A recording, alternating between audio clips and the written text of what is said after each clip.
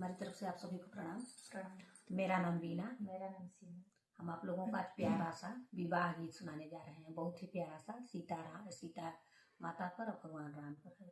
हमें पूरा विश्वास है आप लोग पूरा वाच करेंगे। हमारे चैनल को आप लोग सब्सक्राइब करिए, लाइक करिए, शेयर करिए, कमेंट में जरूर आप लोग बताइए कि हम लोगों का गाना आप लोगों को कैसा लगता है। बहुत बहुत धन्यवाद।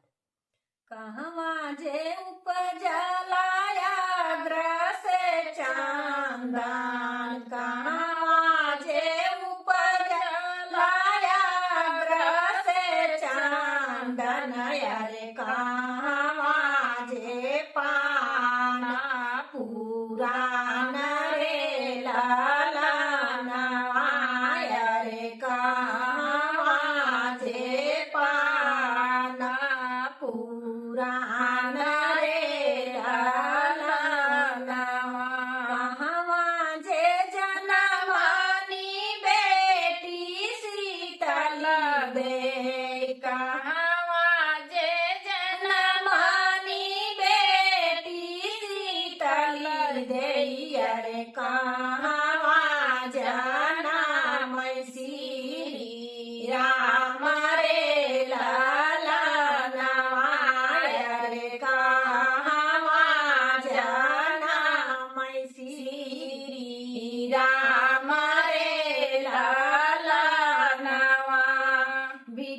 बनवा में उपजला याग्र से चांदन, बनवा में उपजला याग्र से चांदन, अरे बीटे बीटे पाना पुराण रे लालना, अरे बीटे बीटे पाना पुराण रे लालना, राजा जनक घरे बेटी शीतल दे, राजा जनक घरे बेटी शीतल दे, अरे दशरथ घर श्री राम रे लालना, अरे दशरथ घर श्री राम रे लालना, काहो करन बांधे याग्र से चांदन, काहो करन